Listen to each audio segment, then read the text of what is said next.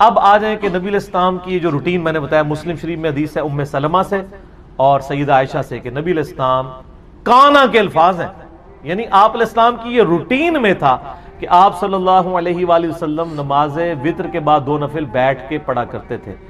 ان وتروں کے بعد 2 نوافل کی فضیلت کیا ہے؟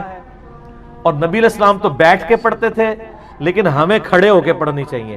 یہ پوری ڈیٹیل انشاءاللہ میں نے عرض کیا تھا کہ آپ صلی اللہ علیہ وآلہ وسلم یہ 2 نوافل بیٹھ کے پڑھا کرتے تھے۔ صحیح مسلم میں 2 روایتیں ہیں، سیدہ ام سلمہ سے بھی اور سیدہ عائشہ سے بھی، اور امام نسائی رحمۃ اللہ علیہ نے بھی سنن نسائی کے اندر یہ حدیثیں لی ہیں اور اس کے اوپر باب باندھا ہے انہوں نے کہ نماز وتر اور فجر کے درمیان نوافل پڑھنے کا جواز۔ انہوں نے فارم بھی لکھ دیا ہے، وہ کہتے ہیں سلف کا فارم، تو انہوں نے فارم ثابت کی ہے۔ جواز کیا، سنت، انہی احادیث کو انہوں نے دلیل بنایا۔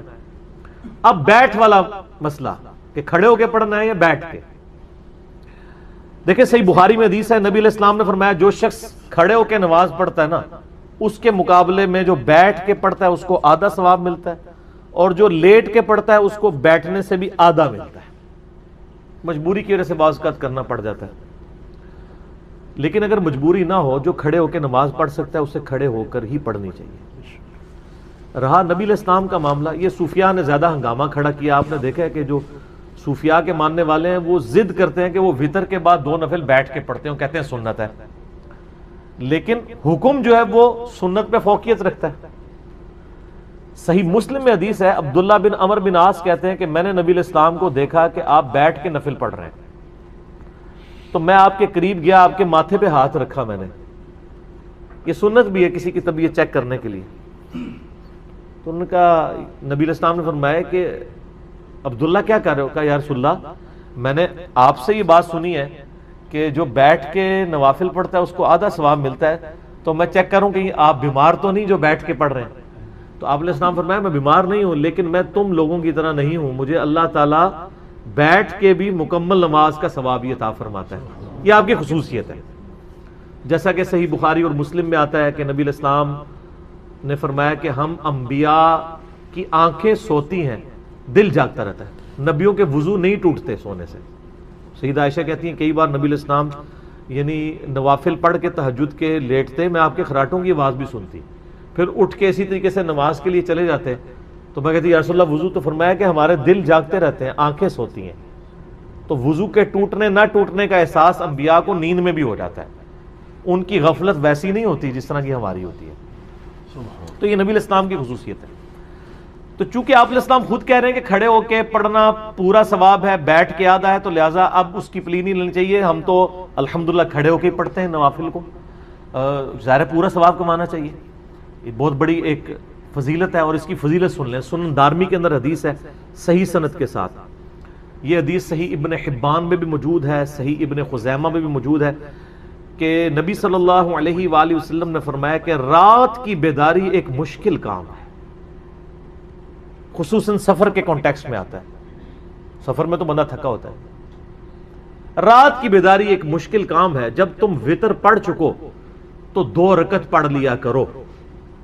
اگر رات کے آخری پہر تمہاری آنکھ نہ بھی کھلی تو اللہ تعالیٰ تمہیں رات کے آخری پہر اٹھ کے جو نماز پڑھنے کا ثواب ہے وہ عطا فرما دے گا۔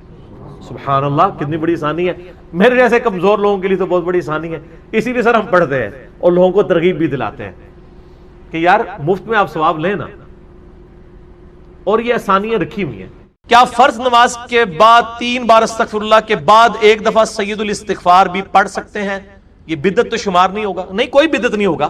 صحیح مسلم میں حدیث ہے کہ نبی علیہ السلام فرض نماز کے بعد 3 دفعہ استغفر اللہ پڑھتے تھے اور پھر 1 دفعہ پڑھتے تھے اللہم انت السلام و منک السلام تبارکت یا ذا الجلال والاکرام۔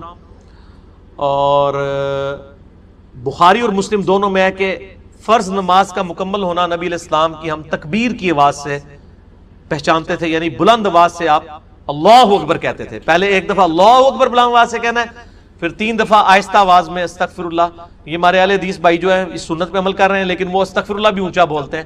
استغفر اللہ اونچا بولنا خلاف سنت ہے، صرف اللہ اکبر بلند آواز سے۔ اور دوسری طرف علماء عرب ہیں، انہوں نے اپنے اذکار کارڈ میں سے اللہ اکبر نکال ہی دیا ہوا ہے، وہ صرف استغفر اللہ پڑھتے ہیں. اور جب ان سے پوچھیں کہ یار اللہ اکبر نہیں پڑھتے، وہ کہتے ہیں نہیں، یہ جو بخاری مسلم میں ہے نا کہ نبی علیہ السلام بلند آواز سے تکبیر پڑھتے تھے، تو تکبیر سے مراد استغفر اللہ ہے. دیکھیں آپ بندہ کو ضد میں، استغفر اللہ کس عربی ڈکشنری میں تکبیر ہے؟ اگر آپ نہیں مانتے تو ہم آپ کو علم الکلام اور فقہ والا جواب دیتے ہیں. بخاری مسلم میں حدیث ہے، حضرت ابو ہریرہ کہتے ہیں کہ نبی علیہ السلام جب نماز شروع کرتے تو تکبیر کہتے، جب رکوع میں جاتے تو تکبیر کہتے، جب رکوع سے سر اٹھاتے تو سمیع اللہ لمن حمیدہ ربنا ولک الحمد کہتے، جب سجدے میں جاتے تو تکبیر کہتے، جب سجدے سے سر اٹھاتے تو تکبیر کہتے. تو کیا وہ استغفر اللہ کہتے تھے؟ کہتے نہیں، وہ اللہ اکبر ہی ہوتا تھا. تو بخاری مسلم میں جو ہے کہ نماز کا ختم ہونا میں تکبیر کی آواز سے پہچانتا تھا، تو وہ بھی پھر استغفر اللہ نہیں، تکبیر ہی ہے. یہ میں نے فقی علماء عرب کو بھی دی تھی، اور وہ بڑے ضد میں ہیں. وہ کسی کارڈ کے اوپر ان سے جو عربی کارڈ بھی چھپ کے آتے ہیں نا، آپ لوگ دیکھیں نا، وہ اللہ اکبر نہیں لکھا ہوتا. یہ تو شکر ہے دارالاسلام والوں نے، چونکہ انٹرنیشنلی سب سے بڑا ادارہ ہے اہل حدیث کا، انہوں نے جو اذکار والے چھاپے ہیں اس میں اللہ اکبر چھاپا ہے، تو یہ عام ہوا ہے. ورنہ پاکستان کے اہل حدیث بھی اس کے اندر مبتلا ہو گئے تھے. اب ایون یہاں جو عرب ملکوں سے اہل حدیث آتے ہیں نا، وہ اللہ اکبر نہیں اونچا کہتے، وہاں پہ ٹرینڈ نہیں ہے، وہ سنت ہی کھا گئے ہوئے. دیکھو ایک سوال میں کتنے جواب دیتے ہیں. تو استغفر اللہ کے بعد آپ سید الاستغفار پڑھ سکتے ہیں. بخاری میں حدیث ہے، جو بندہ سید الاستغفار صبح کے وقت ایک دفعہ پڑھ لے پورے یقین کے ساتھ، یہ انٹرنیشنل نمبر کے مطابق ہے 6306. ٹھیک ہے جی، ابھی تو میں جوان ہوں. اللہم انت ربی لا الہ الا انت خلقتنی وانا عبدک وانا علی عہدک ووعدک ما استطعت اعوذ بک من شر ما صنعت ابوء لک بنعمتک علی وابوء بذنبی فاغفر لی فانہ لا یغفر الذنوب الا انت. جو صبح کے وقت پورے یقین سے پڑھ لے، شام سے پہلے مر گیا تو جنتی ہے، اور جو شام کو پڑھ لے صبح سے پہلے مر گیا تو جنتی. یہ صبح شام کے اذکار بلو کارڈ میں ہمارا یہ ذکر موجود ہے. آپ یہ سید الاستغفار فرض نماز کے بعد پڑھ سکتے ہیں، بلکہ سنت بھی ہے. گرین کارڈ میں ہم نے نہیں ڈالا ہوا، جگہ نہیں تھی. مسند البزار میں صحیح سند کے ساتھ یہ حدیث موجود ہے کہ نبی علیہ السلام فرض نماز کے بعد بھی ایک دفعہ سید الاستغفار پڑھتے تھے. تو نہ صرف یہ جائز ہے بلکہ سنت ہے. اور میں الحمدللہ فرض نماز کے بعد جو آیت الکرسی کا وظیفہ ہے، باقی اذکار ہیں، تو میں سید الاستغفار ہر فرض نماز کے بعد پڑھتا ہوں، کیونکہ نبی علیہ السلام کی سنت تھی سید الاستغفار بھی، اور 3 دفعہ استغفر اللہ علیہ سے، اور اللہم انت السلام منک السلام، اور باقی اذکار تسبیحات فاطمہ الگ سے. ہم کیا رکوع، سجدہ اور نماز دیگر مقامات پہ جہاں تسبیحات اور دعا کی جاتی ہے اس کے بعد درود شریف پڑھ سکتے ہیں؟ ضرور پڑھیں. دعائیں نبی علیہ السلام کی حدیث ہے صحیح مسلم میں کہ سجدے میں تم اپنے رب کے سب سے قریب ہوتے ہو، اس وقت زیادہ سے زیادہ دعائیں کرو. لیکن صحیح مسلم میں حدیث ہے مولا علی رضی اللہ تعالیٰ عنہ سے کہ نبی علیہ السلام نے ہمیں سجدے اور رکوع میں قرآن پڑھنے سے منع کیا ہے. قرآن نہ پڑھیں، دعائیں پڑھیں، اور دعا قرآن والی دعا بھی پڑھ سکتے ہیں. ربنا آتنا فی الدنیا حسنہ اگر کوئی پڑھتا ہے، وہ قرآن نہیں پڑھ رہا، قرآنی دعا پڑھ رہا ہے، دعا کی نیت سے، کیونکہ یہ تو الگ سے حدیث میں بھی ہے. ورنہ تو سبحان اللہ بھی تو قرآن میں آیا ہے، وہ بھی نہیں پڑھ سکتے ہیں. الحمدللہ آیا قرآن میں نہیں. قرآن کی نیت سے قرآن پڑھنا منع ہے. قرآنی دعائیں، قرآنی اذکار رکوع اور سجود میں پڑھیں. بلکہ نبی علیہ السلام دعا نہیں پڑھتے تھے، سبحانک اللہم ربنا وبحمدک اللہم اغفر لی، بخاری مسلم میں آتا ہے رکوع اور سجدے میں. یہ دعا ہی ہے نا، استغفار ہے، دعا ہے، اے اللہ مجھے بخش دے. اس کے بعد آپ درود شریف پڑھیں، اللہم صلی علی محمد وعلی آل محمد. ٹھیک ہے، درود شریف بھی چونکہ دعا ہے نبی علیہ السلام کے حق میں. اہل تشیع تو پڑھتے ہیں رکوع اور سجدے میں، آپ بھی پڑھیں، کوئی مسئلہ نہیں ہے. وطر میں بھی ہم تو پڑھتے ہیں اہل سنت، دعائے قنوت کے بعد درود شریف.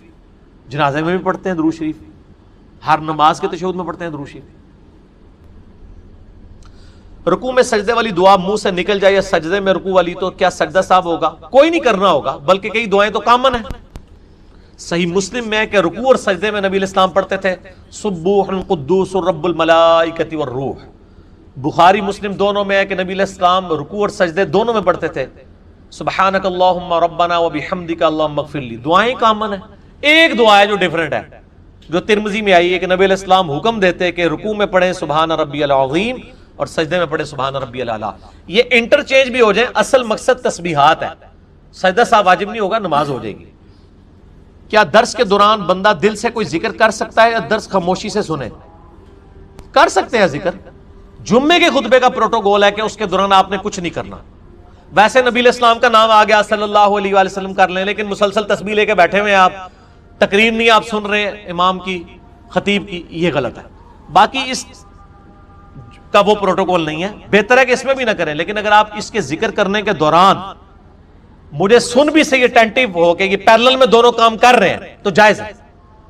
میں نہیں کہنا کہ میرا ضروری سننا ہے، بعض لوگ ہوتے ہیں جن کی زبان چلتی ہے، میں خود بھی مطلب کئی مجلسوں میں بیٹھتا ہوں، دروشی پڑھتا رہتا ہوں، میں بات بھی سن رہا ہوتا ہوں، بلکہ ہم تو اب اتنے تیز ہو گئے ہیں، ہماری تو 4 آنکھیں اور 10 کان ہوتے ہیں، لوگوں کے ساتھ وہ دعوت و تبلیغ کی وجہ سے جڑ کے تو 3 نمازیں بھی سمجھ آ رہی ہوتی کہ وہ کہنا ہے، تو جائز ہے۔ لیکن ہر مسئلے کے لیے میں آپ کو ایک ہی دعا بتا دیتا ہوں۔ اکثر لوگ مجھے ای میل کرتے ہیں جی روزگار کے لیے، کوئی کہتا ہے جی اولاد کے لیے، کوئی کہتا ہے جی پریشانی دور کرنے کے لیے، کوئی کہتا ہے جی جو رزق میں برکت کے لیے، کوئی کہتا ہے بیماری دور کرنے کے لیے کوئی دعا بتا دیں۔ بھائیو ہم آپ کو 50 دعائیں نہیں بتاتے ہیں، ایک دعا بتاتے ہیں، ایک دعا جو اکثر مسلمانوں کو پہلے ہی آتی ہے، اس کو ترجمے کے ساتھ یاد کر لیں اور اس دعا کو آپ ہر جگہ پڑھیں، جس مقصد کے لیے پڑھیں۔ اور الحمدللہ قرآن حکیم میں سورۃ البقرہ کی آیت نمبر 201 کے اندر اللہ تعالیٰ نے وہ دعا اہل ایمان کو تعلیم فرمائی ہے اور مومنین کی نشانی بتایا ہے اس دعا کو کہ مومنین اس کے ذریعے اللہ تعالیٰ سے دعا مانگتے ہیں، اور آگے اللہ تعالیٰ نے اپنا فتویٰ بھی سنا دیا ہے کہ جو کوئی ان الفاظ کے ساتھ ہم سے دعا مانگتا ہے ہم اس کی اس دعا کو دنیا اور آخرت میں اس کے حق میں قبول کریں گے، الحمدللہ۔ اور وہ دعا ہے سورۃ البقرہ آیت نمبر 201، ربنا آتنا فی الدنیا حسنہ وفی الآخرۃ حسنہ وقنا عذاب النار۔ یہ وقف کر کے میں نے پڑھا اور کنٹینیوس پڑھیں گے، ربنا آتنا فی الدنیا حسنۃ وفی الآخرۃ حسنۃ وقنا عذاب النار۔ اب اس کا ترجمہ بھائیو یاد کرنا کوئی راکٹ سائنس ہے؟ ربنا آتینا، اے رب ہمارے ہمیں عطا فرما، ہمیں دے دے، فی الدنیا حسنہ، اس دنیا میں بھلائی، وفی الآخرۃ حسنہ، اور آخرت میں بھلائی، اور آخرت کی سب سے بڑی بھلائی کیا؟ وقنا عذاب النار، ہمیں آگ کے عذاب سے بچا لے، آمین۔ اللہم اجرنا من النار، اللہم اجرنا من النار، اللہم اجرنا من النار۔ اچھا مولویوں کی تسلی نہیں ہوئی، انہوں نے اس کے ساتھ لگا دیا وقنا عذاب القبر، وقنا عذاب الحشر، وقنا عذاب المیزان، پتہ نہیں کیا کچھ لگا دیا، حالانکہ تعلیم کی کمی ہے، دنیا اور آخرت اس میں کور ہو جاتی ہے۔ کیوں؟ پھر دنیا حسنہ میں پوری دنیا کور، وفی الآخرۃ حسنہ میں قبر بھی کور، میدان حشر بھی کور، میزان عمل بھی کور۔ کیوں؟ بخاری اور مسلم کی متفق علیہ حدیث ہے کہ آپ صلی اللہ علیہ وسلم نے فرمایا جو شخص مر گیا اس کی قیامت قائم ہو گئی، مرتے ہی قیامت قائم ہو گئی۔ اور بخاری اور مسلم کی متفق علیہ حدیث ہے کہ آپ صلی اللہ علیہ وسلم کی وفات کے دنوں میں سیدہ عائشہ کہتی ہیں میرے بھائی نے مسواک اٹھائی ہوئی تھی، آپ نے مجھ سے مانگی، میں نے انہوں نے چبانے ہی شروع کی تو وہ چبائی نہ گئی، سخت تھی، تو میں نے اپنے منہ میں چبا کر آپ صلی اللہ علیہ وسلم کے منہ میں ڈالی، اللہ تعالیٰ نے میرے تھوک کو اور نبی صلی اللہ علیہ وسلم کے تھوک کو اس دن جمع فرما دیا ایک ہی جگہ پر، جو نبی صلی اللہ علیہ وسلم کی دنیا کی زندگی کا آخری دن اور آخرت کی زندگی کا پہلا دن تھا، بخاری اور مسلم میں۔ تو اما عائشہ حضور کی وفات کے دن کو کیا کہہ رہی ہیں؟ آخرت کی زندگی کا پہلا دن۔ تو وہ فی الآخرۃ حسنہ میں قبر بھی آ گئی، آخرت بھی آ گئی، میزان عمل بھی آ گیا، سب کچھ آ گیا۔ تو یہ مولویوں نے خام خواہ بیچ میں چیزیں، وہ کسی نے ودخلنا مال ابرار یا عزیز و یا غفار، پتہ نہیں کیا کچھ بیچ میں لگایا ہوا ہے، بس یہ کامل دعا یہی ہے، ربنا آتنا فی الدنیا حسنہ وفی الآخرۃ حسنۃ وقنا عذاب النار۔ اس کو بدل نہیں سکتے، یہ بہت خطرناک معاملہ ہے۔ بخاری اور مسلم کی متفق علیہ حدیث ہے، ایک صحابی کو آپ نے دعا تعلیم فرمائی وضو کے بعد کی، اس میں الفاظ تھے بنبی کا ارسلتا، میں ایمان لایا اس پر جو تیرے نبی کے ساتھ نازل ہوا۔ اس صحابی نے دعا پڑھتے ہوئے کہہ دیا برسولی کا ارسلتا۔ اب کوئی فرق ہے؟ میں ایمان لایا اس کتاب پر جو تیرے رسول پر نازل ہوئی۔ رسول تو سپرلیٹو ڈگری ہے، نبی سے بھی اوپر کی ڈگری، ہر نبی رسول نہیں ہوتا، چاند ایک رسول ہے۔ آپ صلی اللہ علیہ وسلم فرمایا تو نے میرے الفاظ کیوں چینج کیے؟ وہی کہہ جو میں نے کہا تھا بنبی کا ارسل تھا۔ اب اس نے نہیں کہا یا رسول اللہ میں نے کون سی گستاخی کر دی ہے، میں تو اچھے الفاظ استعمال کیے ہیں، عشق دے چلے نمبر لے گئے، عقل والے ہوتے ہیں انجے ہی عملہ گالیاں، کچھ نہیں انہوں نے کہا۔ اب جو نبی صلی اللہ علیہ وسلم اپنے الفاظ کو نہیں بدلنے دے رہے اور اچھے الفاظ اس نے استعمال کیے، وہ یہ اجازت دیں گے کہ آپ صلی اللہ علیہ وسلم کی سنت دعاؤں کو آپ اس حوالے سے چینج کریں کہ اس میں چیزیں ایڈ کرنا شروع کر دیں، یہ آپ صلی اللہ علیہ وسلم اجازت دیں گے؟ تو یہ بدعت کے ٹاپک پہ میں نے کم از کم 5 گھنٹے کی گفتگو ریکارڈ کروا دی ہے، مسئلہ نمبر 75A اور 75B ahlsunnatpak.com پہ. اس میں بھی میں نے یہ ان حدیثوں کو ڈیٹیل کے ساتھ ڈسکس کیا تھا. لہذا نوکری کا مسئلہ ہو، رشتے کا مسئلہ ہو، پیپر دیے ہوئے ہو، پاس ہونے کا ایشو ہو، بیماری کا مسئلہ ہو، کوئی مسئلہ ہے اپنے ذہن میں رکھیں اور پھر دنیا حسنہ کو دل میں رکھیں کہ دنیا میں میرے لیے بھلائی، ہر چیز بھلائی. اچھی صحت کیا بھلائی نہیں ہے؟ اچھی نوکری کیا بھلائی نہیں ہے؟ اچھی بیوی کیا بھلائی نہیں ہے؟ ہر چیز ذہن میں رکھتے ہوئے جو آپ کی خواہش ہے یہ دعا کریں، ربنا آتنا فی الدنیا حسنہ وفی الآخرۃ حسنۃ وقنا عذاب النار. اور اس میں یقین کریں آپ کو گلٹ بھی نہیں ہوگا. صرف آپ اللہ سے دنیا نہیں مانگ رہے ہوں گے، کیونکہ سورۃ البقرہ میں آتا ہے کہ جو دنیا دار لوگ ہیں نا، جو اللہ سے باغی لوگ ہیں، وہ کہتے ہیں اللہ ہمیں دنیا میں ہی عطا فرما دے. اور اللہ تعالیٰ پھر ساتھ فرماتا ہے سورۃ البقرہ آیت نمبر 201 کہ جو میرے نیک ایمان والے بندے ہیں وہ یہ نہیں کہتے اللہ ہمیں دنیا میں ہی دے دے، وہ کہتے ہیں ربنا آتنا فی الدنیا حسنہ وفی الآخرۃ حسنۃ وقنا عذاب النار. اچھا اب آپ ویسے دعا کر رہے ہو اللہ میں پاس ہو جاؤں یا اچھا رشتہ ہو جائے یا نوکری لگ جائے، اس وقت آپ پیورلی دنیا کی دعا کر رہے ہوں گے. لیکن جب آپ یہ دعا کریں گے تو آپ اللہ تعالیٰ کو بھی ناراض نہیں کریں گے، دونوں چیزیں ایڈ ہو جائیں گی ساتھ. یعنی اللہ تعالیٰ کو بھی آپ سے کوئی گلہ شکوہ اس حوالے سے نہیں رہے گا. آپ کہہ رہے ہوں گے یا اللہ ربنا آتنا فی الدنیا حسنہ وفی الآخرۃ حسنۃ وقنا عذاب النار، تو آپ اہل ایمان میں شامل ہو جائیں گے سورۃ البقرہ آیت نمبر 201 کے تحت. اسی کانٹیکسٹ میں 3 احادیث ہیں بڑی اہم الحمدللہ. پہلی حدیث صحیح بخاری میں 6399، صحیح مسلم میں 6840، مشکات میں 2487. سیدنا انس بن مالک رضی اللہ تعالیٰ عنہ جنہوں نے 10 سال تک آپ صلی اللہ علیہ وسلم کو وضو کروایا، آپ کی وفات کے بعد 82 سال تک زندہ رہے اور 93 ہجری کے اندر بصرہ میں فوت ہوئے. آخر میں فوت ہونے والے چند صحابہ میں سے ہیں انس بن مالک، بہت قریبی صحابی آپ صلی اللہ علیہ وسلم. ان سے کسی تابعی نے آگے پوچھا کہ بتائیے کہ اللہ کے نبی صلی اللہ علیہ وسلم جب اللہ سے مانگا کرتے تھے تو کیا دعا مانگا کرتے تھے؟ تو پتہ انہوں نے کیا جواب دیا؟ انہوں نے کہا کہ اللہ کے نبی صلی اللہ علیہ وسلم جب کبھی بھی اپنے رب سے دعا مانگا کرتے یا کسی بھی چیز کا سوال کیا کرتے تو آپ کی اکثر دعا یہی ہوا کرتی تھی، اللہم ربنا آتنا فی الدنیا حسنہ وفی الآخرۃ حسنۃ وقنا عذاب النار. ہر معاملے میں کوئی سوال بھی کرتے تو اس دعا کے ساتھ. اور بھائی یہ دعا کا ترجمہ یاد کرنا کو مشکل ہے تو کیا ضرورت ہے اردو میں دعائیں کرنے کی؟ میرے بھائی ایک دعا یاد کر لیں، نبی صلی اللہ علیہ وسلم نے تعلیم فرمائی ہے، اللہم ربنا آتنا فی الدنیا حسنہ وفی الآخرۃ حسنۃ وقنا عذاب النار. اور دوسری حدیث تو انتہائی رقت انگیز حدیث ہے جو میں نے مسئلہ تقدیر والے لیکچر مسئلہ نمبر 104 ABC میں بھی بیان کی تھی. صحیح مسلم میں 6835، مشکات میں 2502. یہی انس بن مالک کہتے ہیں جنہوں نے یہ دعا روایت کی ہے. یہ کہتے ہیں کہ آپ صلی اللہ علیہ وسلم کے زمانے میں آپ کا ایک صحابی بیمار ہو گیا تو آپ اس کی عیادت کے لیے تشریف لے گئے. وہ اتنا کمزور ہو چکا تھا بیماری کی وجہ سے جیسے کہ پرندے کا کوئی بچہ ہوتا ہے چھوٹا سا، ہڈیوں کا ڈھانچہ بن چکا تھا. آپ نے جب اس کی حالت دیکھی آپ کو پتا چل گیا کہ انہیں کو کم پایا. آپ نے فرمایا وہ بتا تو اللہ سے کیا مانگتا رہتا ہے؟ اس نے کہا یا رسول اللہ میں اللہ سے دعا کرتا ہوں اے اللہ جو تو نے مجھے آخرت میں عذاب دینا ہے دنیا کی زندگی میں ہی دے لے. بولے اعوذ باللہ تعالی. آپ فرمایا سبحان اللہ، اللہ پاک. جب آپ حیران ہوتے تو یہ بات کہا کرتے سبحان اللہ. اوے تو اللہ تعالیٰ کا اس دنیا میں عذاب سہ سکتا ہے جو اللہ سے تو نے یہ دعا کی؟ نہ تو دنیا کی زندگی میں اللہ کا عذاب برداشت کر سکتا ہے نہ آخرت کی زندگی میں. اور تجھے تو چاہیے تھا کہ تو اللہ سے دعا کرتا اللہم ربنا آتنا فی الدنیا حسنہ وفی الآخرۃ حسنۃ وقنا عذاب النار. یہ کیا تو دعائیں کرتا رہے؟ اس میں وہ فنیٹک قسم کے جو صوفیاء ہیں نا ان کا بھی ارادہ، وہ کہتے ہیں سانو دنیا نہیں چاہیے آخرت ہی چاہیے. اور اللہ کے نبی کیا کہہ رہے ہیں دنیا بھی اچھی آخرت بھی اچھی. اچھا انس بن مالک کہتے ہیں جب آپ صلی اللہ علیہ وسلم نے اسے یہ بات ارشاد فرمائی پھر اس نے یہی دعا مانگ کر اللہ کی طرف متوجہ ہوا، اللہم ربنا آتنا فی الدنیا حسنہ وفی الآخرۃ حسنۃ وقنا عذاب النار. تو اللہ تعالیٰ نے اسے شفا عطا فرما دی. اب اس سے بھی پتہ چلا بیماری کی شفا بھی یہی ہے، اللہم ربنا آتنا فی الدنیا حسنہ وفی الآخرۃ حسنۃ وقنا عذاب النار. آپ میں کہتا ہوں یہ جامع دعا کریں، ساری دعائیں جو ہیں اس کے اندر شامل ہیں.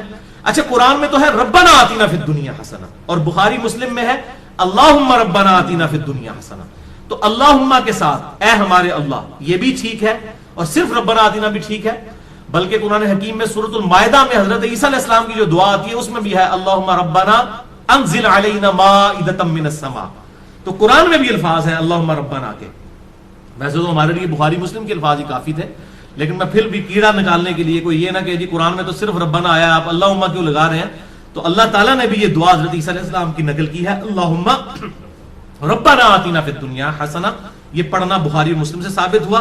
اور اللہم ربنا انزل علینا مائدۃ من السماء سورۃ المائدہ کے آخری رکوع میں حضرت عیسیٰ علیہ السلام کے کانٹیکسٹ میں یہ الحمدللہ اللہم ربنا کے ساتھ یہ آئی ہے. اور تیسری حدیث سنن ابی داؤد میں 1892، مشکات میں 2581، عبداللہ بن صائب کہتے ہیں کہ میں نے خود نبی صلی اللہ علیہ وسلم کو رکن یمانی اور حجر اسود کے درمیان وہ جو مستجاب دیوار ہے یہ دعا مانگتے ہوئے سنا ہے اللہم ربنا آتنا فی الدنیا حسنہ وفی الآخرۃ حسنۃ وقنا عذاب النار. اسے مستجاب دیوار کہتے ہیں. مستجاب کہتے ہیں دعا کی قبولیت کی جگہ. 70 انبیاء کا مصلی ہے، آپ وہاں پر کھڑے ہوں تو آپ کا رخ دونوں قبلوں کی طرف ہو جاتا ہے، بیت المقدس کی طرف بھی اور خانہ کعبہ کی طرف بھی. اس دوران آج تک حاجی عمرہ کرنے والے اور حج کرنے والے یہ دعا مانگتے ہیں ربنا آتنا فی الدنیا حسنہ وفی الآخرۃ حسنۃ وقنا عذاب النار. یہ بس اتنے ہی الفاظ ہیں، باقی جو ایڈ کیے لوگوں نے خود کیے. میں تو دعا کی قبولیت کی جو جگہ ہے خانہ کعبہ شریف وہاں پر بھی آپ نے یہی دعا مانگی ربنا آتنا فی الدنیا حسنہ وفی الآخرۃ حسنۃ وقنا عذاب النار. اسماء اعظم اور دعا کی قبولیت کے لیے کیا کیا طریقے ہیں اس حوالے سے میرا مسئلہ نمبر 82 ڈیٹیل کے ساتھ ریکارڈ ہے. اور بھائیو بخاری اور مسلم اور باقی احادیث کی روشنی میں کئی ایک مقامات ہیں جو دعا کی قبولیت کی جگہ ہیں. مثلا اذان اور اقامت کے درمیان جو وقفہ ہے جماعت کھڑے ہونے تک کا، یہ دعا کی قبولیت کا سبب ہے. ابو داؤد میں حدیث موجود ہے. آج میرا ٹاپک نہیں اس لیے میں سکپ کر رہا ہوں. اسی طریقے سے تیز بارش کے وقت دعا قبول ہوتی ہے. میدان جنگ میں جنگ کے دوران عین اس وقت دعا کی قبولیت کا وقت ہے. جمعے والے دن خطیب جب جو ہے وہ 2 خطبوں کے درمیان وقفہ کرتا ہے اس دوران دل میں دعا مانگی جائے وہ قبولیت کا وقت ہے. اور کئی ایک قبولیت کے وقت ہیں، لیکن ایک وقت ایسا ہے جو ہر وقت آپ کے پاس اویلیبل ہے. اسی کانٹیکسٹ میں آپ کو اگلی 5 حدیثیں میں بیان کرنے لگا ہوں، اور وہ ہے نماز میں دعا مانگنا، جس کے لیے آپ کو جمعے کے دن کے انتظار کی ضرورت نہیں ہے، کسی اور چیز کی ضرورت نہیں. جب بھی آپ نماز پڑھیں یہ 5 حدیثیں اسی پہ ہماری گفتگو کنکلوڈ ہوگی. پہلی حدیث صحیح بخاری میں 6230، صحیح مسلم میں 897، مشکات میں 909 کہ آپ صلی اللہ علیہ وسلم نے صحابہ اکرام علیہم رضوان کو تشہد تعلیم فرمایا التحیات للہ والصلوات والطیبات عبدہ ورسولہ تک.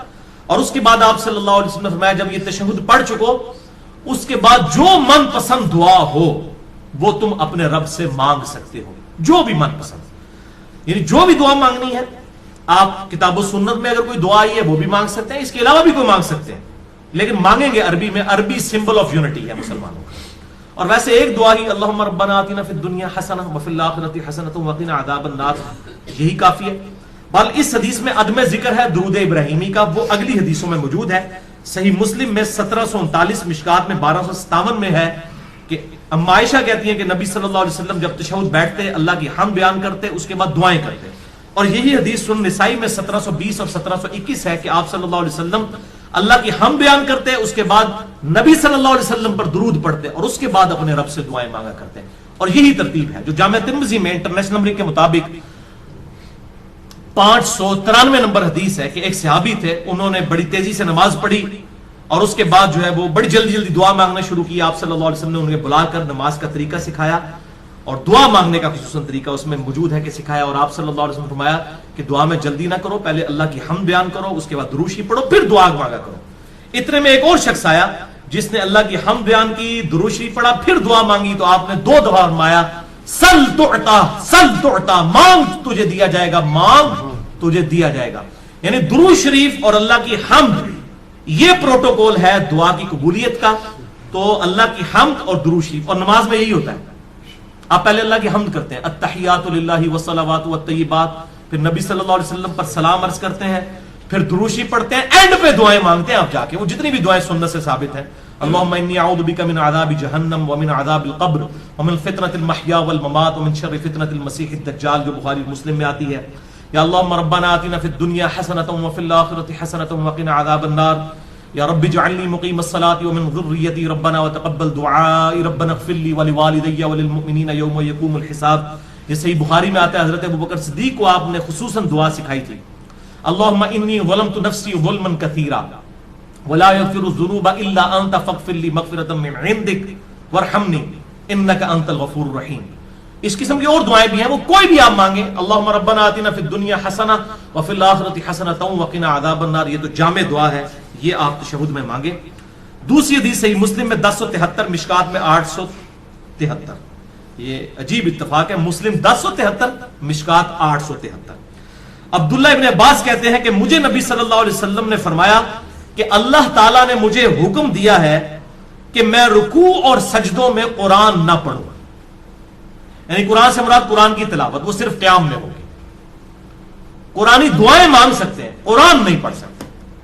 اور رہا رکوع تو اس میں اپنے رب کی عظمت بیان کرو، جو صحیح مسلم میں آتا ہے کہ آپ صلی اللہ علیہ وسلم سبحان ربی العظیم پڑھتے تھے، اور جامع ترمذی میں ہے کہ آپ صلی اللہ علیہ وسلم حکم دیتے تھے کہ رکوع میں سبحان ربی العظیم پڑھو اور سجدے میں سبحان ربی الاعلیٰ. مسلم میں تو اتنے الفاظ ہیں کہ رکوع میں سبحان ربی العظیم اور سبحان ربی الاعلیٰ سجدے میں پڑھتے تھے، اور ترمذی میں ہے کہ آپ حکم دیتے تھے. یہ تسبیحات جو ہیں یہ حکمیہ ہیں، سبحان ربی العظیم رکوع میں اور سبحان ربی الاعلیٰ سجدے میں. اس کے علاوہ جو ہے وہ آپ پڑھ سکتے ہیں، لیکن حکمی یہی ہے.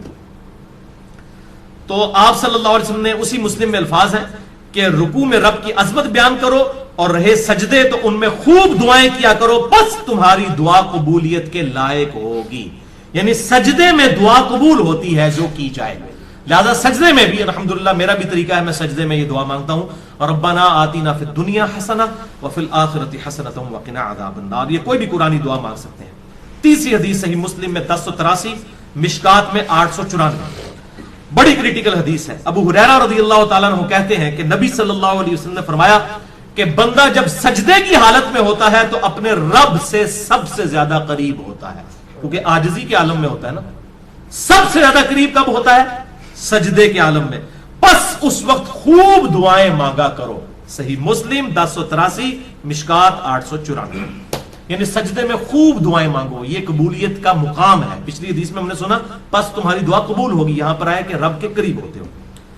اور وہ ہے ٹروتھ ریویلنگ حدیث چوتھی صحیح مسلم میں 244، مشکات میں 895، کہ آپ صلی اللہ علیہ وسلم فرمایا کہ جب آدمی آیت سجدہ سن کر سجدہ کرتا ہے، جیسے ہم سجدہ تلاوت کرتے ہیں، اس پہ میرا الگ سے لیکچر ہے، مسئلہ نمبر 119، سجدہ تلاوت کے صحیح احکام و مسائل.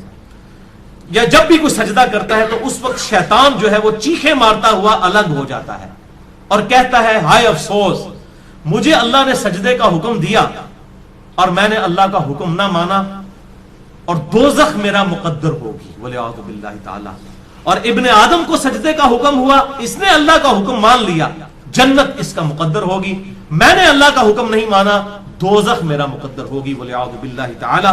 اللہم اجرنا من النار، اللہم اجرنا من النار، اللہم اجرنا من النار. پانچویں اور آخری حدیث آج کی صحیح بخاری میں 817، صحیح مسلم میں 1085 اور مشکات میں 871.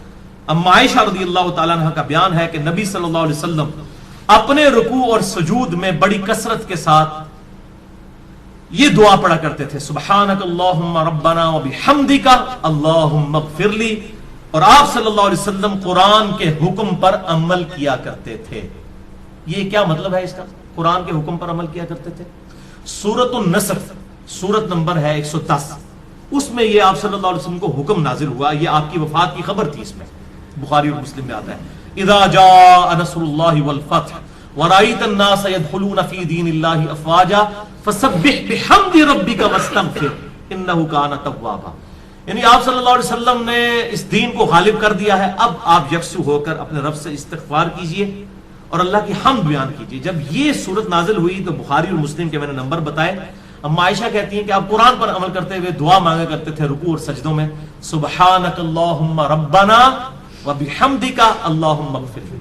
میرا رب پاک ہے، سبحانک اللہم، اے اللہ تو پاک ہے، ربنا وبحمدک، اور میں تیری حمد کرتا ہوں، اللہم اغفر لی، اے اللہ میری مغفرت فرما.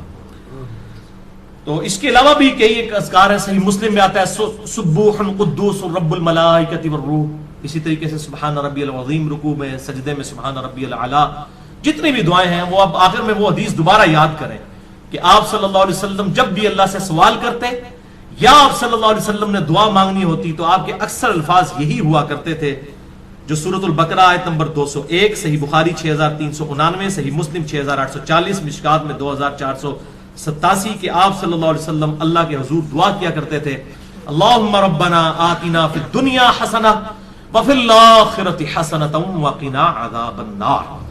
اللہ تعالیٰ سے دعا ہے جو حق بات میں نے کہی اللہ تعالیٰ ہمارے دلوں میں راسخ فرمائے، اگر جذبات میں میرے منہ سے کوئی غلط بات نکل گئی تو اللہ تعالیٰ ہمارے دلوں سے محف کر دے، ہمیں کتاب و سنت کی تعلیمات پر عمل کر کے دوسرے بھائیوں تک پہنچانے کی توفیق عطا فرمائے۔ سبحانک اللہم و بحمدک، اشہد ان لا الہ الا انت، استغفرک و اتوب الیک، وما علینا الا البلاغ المبین۔ پہلی حدیث صحیح بخاری اور صحیح مسلم دونوں میں موجود ہے۔ صحیح مسلم میں ذرا تفصیل کے ساتھ ہے۔ اللہ کے محبوب صلی اللہ علیہ وآلہ وسلم نے فرمایا کہ تم میں سے جو شخص اذان کی آواز سنے تو جو مؤذن کہتا ہے وہ انہی کلمات کو ریپیٹ کرے اور پھر اس کے بعد مجھ پر ایک دفعہ درود شریف پڑھے۔ جو ایک دفعہ درود شریف پڑھے گا اللہ تعالیٰ اس پر 10 دفعہ درود بھیجے گا، یعنی 10 رحمتیں نازل فرمائے گا۔ اس کے بعد اللہ کے حضور میرے لیے مقام وسیلہ کی دعا مانگو۔ وسیلہ جنت میں ایک مقام ہے جو اس کائنات میں ایک شخص کو ملے گا اور میں اللہ سے امید کرتا ہوں وہ ایک شخص میں ہوں، نبی علیہ السلام نے فرمایا۔ اور پھر آپ علیہ السلام نے ہمارے لیے خوشخبری فرمائی کہ جو یہ عمل کرے گا قیامت والے دن میری شفاعت اس کے لیے حلال ہو جائے گی انشاءاللہ تعالی، اللہم اجعلنا منہم۔ تو شفاعت رسول صلی اللہ علیہ وآلہ وسلم حاصل کرنے کا وظیفہ اذان کا جواب دینا ہے، یعنی اذان کے کلمات ریپیٹ کرنے ہیں۔ اس میں حی علی الصلاۃ، حی علی الفلاح پر آپ لا حول ولا قوت الا باللہ پڑھیں، یہ بھی جواب ہے، اور یہی کلمات ریپیٹ بھی کر سکتے ہیں۔ باقی جو مؤذن کہہ رہے ہیں وہ آپ کہیں، اس کے بعد ایک دفعہ درود شریف، پھر الوسیلہ والی دعا۔ مسلم شریف میں وہ دعا نہیں آئی لیکن بخاری میں وہ دعا بھی آئی ہے۔ پھر اللہم رب هذه الدعوة التامة والصلاة القائمة آت محمدا الوسيلة والفضيلة وابعثه مقاما محمودا الذي وعدته وارزقنا شفاعته يوم القيامة، یہ بیچ میں خود سے ایڈ کر دیا ہوا ہے، وعدتا تک ہے۔ اس کے بعد انک لا تخلف المیعاد، یہ بخاری میں موجود نہیں لیکن سنن کبریٰ البیہقی میں صحیح سند کے ساتھ موجود ہے، انک لا تخلف المیعاد، وہ پڑھ لیں بہتر ہے۔ وعدتا تک پڑھ لیں تب بھی دعا مکمل ہے۔ باقی جو خود سے لوگوں نے بیچ میں ایڈ کیے ہیں الفاظ وہ احادیث میں موجود نہیں ہے۔ ہم ایک ایک حدیث ڈسپلے کروا دیں گے تاکہ اگر کسی کو وہ دعا یاد نہیں ہے تو وہ امیج اس کا لے کر وہ دعا یاد بھی کر سکتا ہے۔ شفاعت رسول صلی اللہ علیہ وآلہ وسلم حاصل کرنے کا نسخہ یا وظیفہ۔ اب اس حدیث سے یہ بات پتہ چلی کہ اذان کے بعد درود شریف پڑھنا یہ نبی علیہ السلام نے مشروع فرمایا ہے، تعلیم فرمایا ہے۔ اذان کے بعد درود پڑھنا سنت ہے، لیکن اذان کے ساتھ نہیں، اذان مکمل ہونے کے بعد۔ اذان سے پہلے درود پڑھنا اور اسے بالکل جوڑ دینا، اور وہ بھی صرف اس وقت پڑھنا جب سپیکر آن ہو، سپیکر آف ہو، بجلی گئی ہوئی ہو، تو چونکہ کوئی سننے والا نہیں ہے اس لیے صرف اذان کہنا اور درود شریف چھوڑ دینا، اس کا مطلب یہ ہے کہ ایک فرقہ واریت کی نظر ہے چیز۔ صحیح مسلم کی شرح لکھی ہمارے استاد غلام سعود سعیدی صاحب نے رحمہ اللہ تعالی، بریلوی عالم تھے، انہوں نے ڈھکے چھپے الفاظ میں بریلویوں کی خود مذمت کر دی۔ اس حوالے سے انہوں نے کہا کہ حضرت بلال حبشی رضی اللہ تعالیٰ عنہ ہم سے بڑے عاشق رسول تھے، صحابہ تابعین ہم سے بڑے عاشق رسول تھے، وہ جب اذان دیتے تھے تو اذان سے پہلے درود و سلام نہیں پڑھا کرتے تھے، لہٰذا بہتر یہی ہے کہ اسی طریقے سے اذان دی جائے۔ یہ مفتی منیب الرحمان جو مفتی اعظم ہیں بریلویوں کے، ان کے مدرسے میں شیخ الحدیث تھے، میری ان سے تفصیلی ملاقات بھی ہوئی ہے 22 مارچ 2007 کو، بلکہ فجر کے فوراً بعد میری فلائٹ تھی تو میں رات کو پھر اسی مدرسے میں رکا تھا، آفس کے کام کے سلسلے میں گیا ہوا تھا۔ تو انہوں نے باقاعدہ شرح صحیح مسلم میں لکھا ہے کہ یہ جو یہ اس طریقے سے اذان دے رہے ہیں اور اس کو عشق رسول بتا رہے ہیں، اور جو اذان نہیں دیتے انہیں وہ کہتے ہیں کوئی عشق سے محروم ہے، تو یہ بالکل غلط اپروچ ہے۔ البتہ اذان کے بعد درود شریف پڑھنا، اور وہ بھی الوسیلہ والی دعا سے پہلے، تاکہ نبی علیہ السلام کی شفاعت حاصل ہو، یہ سنت ہے۔ دوسری حدیث صحیح مسلم میں ہے کہ نبی علیہ السلام نے فرمایا جو مجھ پر ایک دفعہ درود پڑے گا اللہ تعالیٰ اس پر 10 دفعہ درود پڑے گا، یعنی جو میرے لیے ایک دفعہ دعائے رحمت کرے گا اللہ تعالیٰ اس پر 10 رحمتیں نازل فرمائے گا۔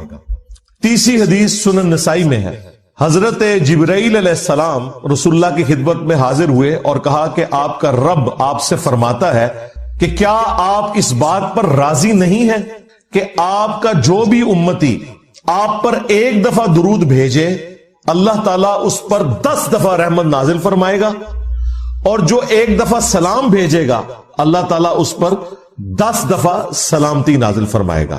یہ وہ حدیث ہے جس میں درود اور سلام دونوں کا ذکر ہے، ورنہ اس سے اوپر جو 2 حدیثیں ڈسکس ہوئی ان میں صرف درود کا ذکر تھا۔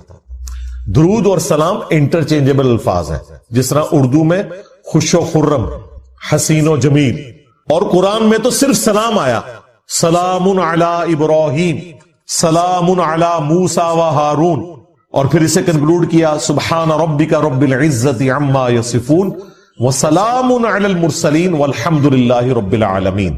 اور آیت درود میں بھی دیکھیں اللہ اور فرشتے درود بھیجتے ہیں، اس میں سلام کا ذکر نہیں۔ اے ایمان والو تم درود اور سلام بھیجو، تو کیا سلام کے بغیر جو اللہ اور فرشتے بھیج رہے ہیں وہ ناقص درود ہے؟ نہیں، درود اور سلام انٹرچینجبل الفاظ ہیں۔ اس میں پہلے بھی بول چکا کہ نبی علیہ السلام نے فرمایا جو ایک بار درود پڑھے گا، صرف درود کا ذکر ہے، اور یہ کہتے ہیں بغیر سلام کے پڑھا تو ناقص ہوگا، بالکل جھوٹ بولتے ہو تم، اللہ کے نبی پہ جھوٹ باندھتے ہو۔ اللہ تعالیٰ اس پہ 10 رحمتیں نازل فرمائے گا، 10 گناہ معاف کر دے گا، اور اس کے 10 درجات بلند فرمائے گا۔ 5ویں حدیث جامعہ ترمذی میں ہے، نبی علیہ السلام نے فرمایا قیامت کے دن میرے سب سے زیادہ نزدیک وہ شخص ہوگا جس نے دنیا میں مجھ پہ سب سے زیادہ درود پڑھا ہوگا، اللہم صلی علی محمد وعلی آل محمد۔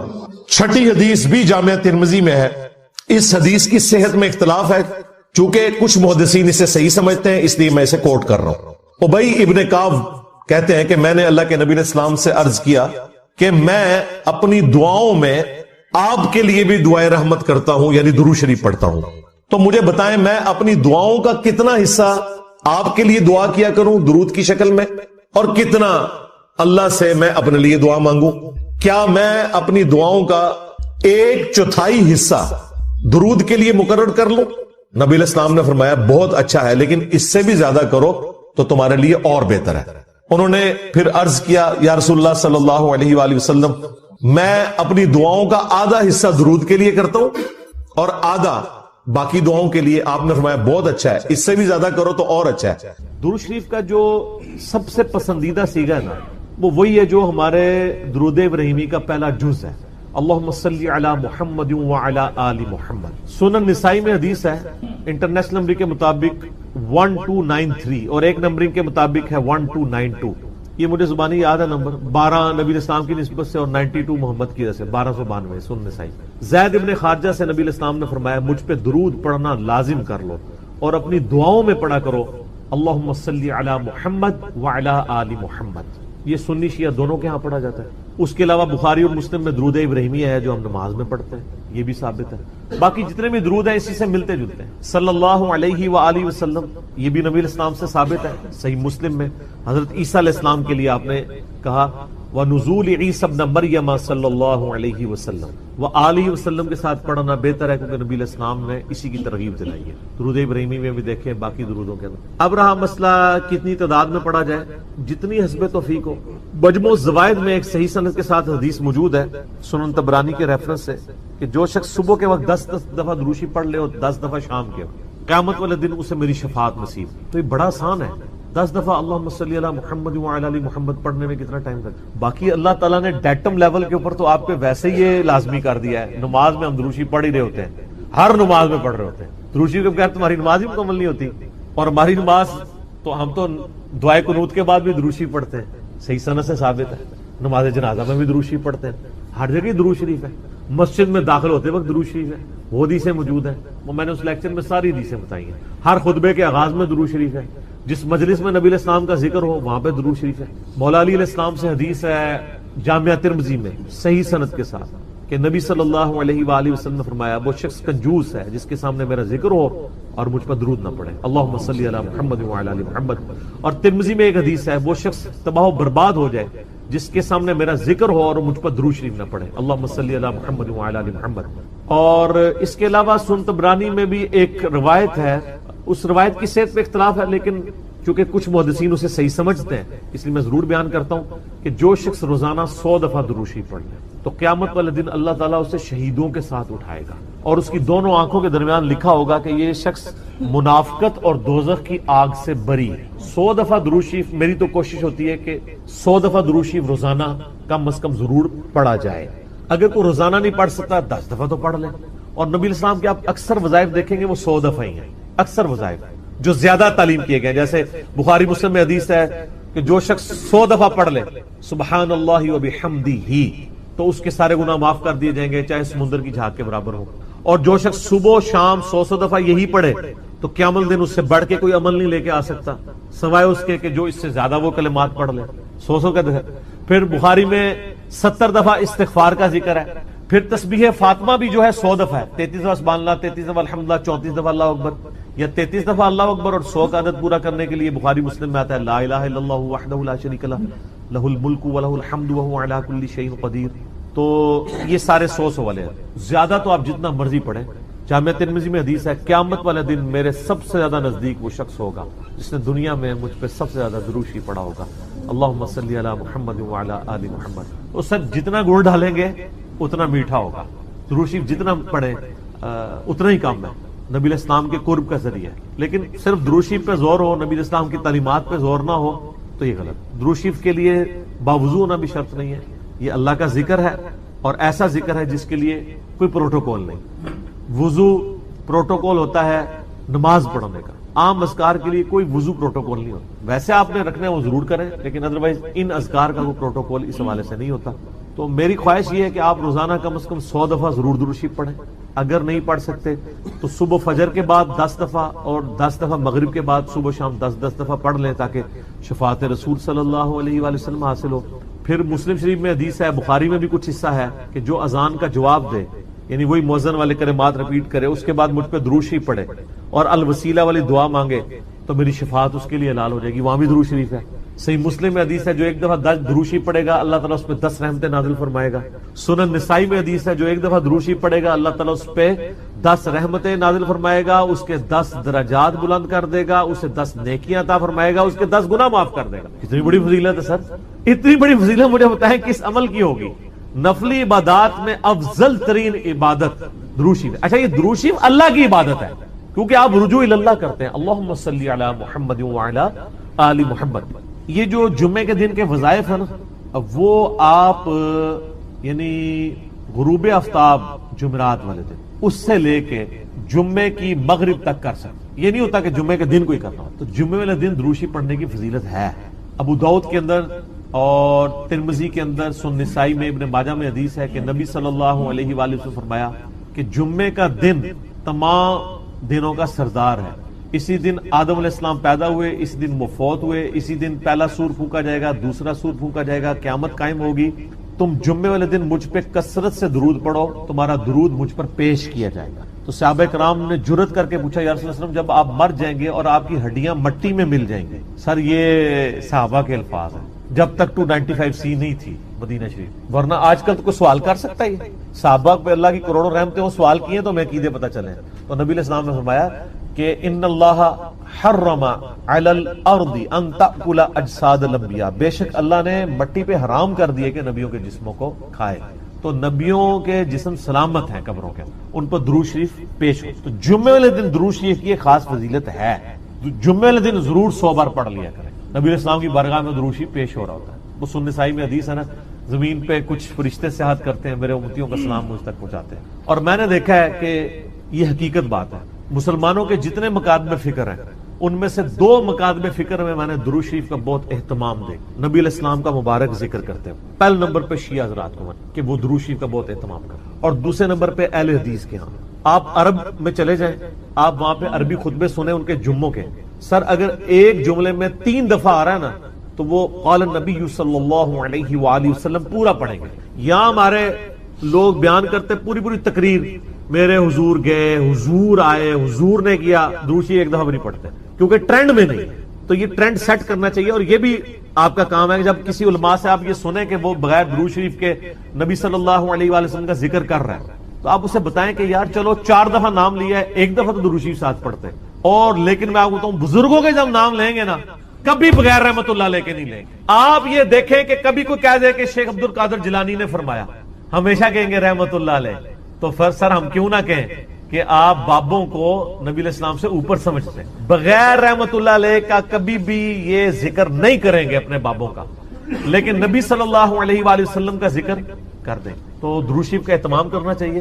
نبی صلی اللہ علیہ وآلہ وسلم نے اس کی ترغیب دلائی ہے. یہاں پہ میں ایک مسئلہ عرض کر دوں، جو درود شریف کے دشمن ہے نا، اہل بیت کے دشمن، اب وہ اکثر اس چیز کو اٹھاتے ہیں. وہ کہتے ہیں جی یہ جو درود شریف میں ذکر ہے نا اللہم صلی علی محمد وعلی آل محمد، یہاں آل محمد سے مراد نبی علیہ السلام کے اہل بیت نہیں ہے صرف، بلکہ پوری امت ہے. کیونکہ قرآن میں تو آل فرعون کہا گیا ہے فرعونیوں کو، آل موسیٰ، تو یہ بھی آل محمد سے مراد ہے محمد والے. نہ یہ کہانیاں اس وقت تک تھی جب تک کہ انجینئر صاحب کی ویڈیوز بخاری مسلم کی روشنی میں سامنے نہیں آئی تھی. صحیح بخاری میں یہ الفاظ ہیں کہ صحابہ کرام نے کہا اے اللہ کے محبوب صلی اللہ علیہ وآلہ وسلم، ہم نے سلام تو آپ پہ عرض کرنا سیکھ لیا ہے، السلام علیکہ ایھا النبی ورحمۃ اللہ وبرکاتہ، نماز میں. آپ ہمیں یہ بتائیے کہ ہم آپ اور آپ کے اہل بیت پر درود کیسے پڑھیں. آپ اور آپ کی آل پہ نہیں، اہل بیت. تو کوئی نبی علیہ السلام کا امتی جو غیر سید ہے اور وہ کہہ سکتا ہے میں اہل بیت ہوں، تو اہل بیت کے اگینسٹ آل محمد آپ نے تعلیم. درود شریف میں آل محمد سے مراد اہل بیت، نبی علیہ السلام کی جو اولاد ہے، یعنی آل علی، آل عقیل، آل عباس، آل جعفر، جو صحیح مسلم میں غدیر خون کی حدیث کے اندر موجود ہے. تو یہ یہاں آل محمد سے مراد اہل البیت ہے نبی علیہ السلام کی. باقی ان پہ درود پڑھیں گے تو ہم پہ تو ویسے ہی رحمتیں نازل ہو جانی ہیں، ان کے صدقے ہم تک بھی پہنچ جائیں گی اس حوالے سے. تو یہ میں نے ایک ضمناً مسئلہ عرض کر لیا. لوگ بیچ میں نا یہ ایک پخے چھوڑ رہے ہوتے ہیں، تو میں نے اس پہ میرا یوٹیوب پہ کلپ بھی چڑھا ہوا ہے درود اور اہل بیت کے دشمن.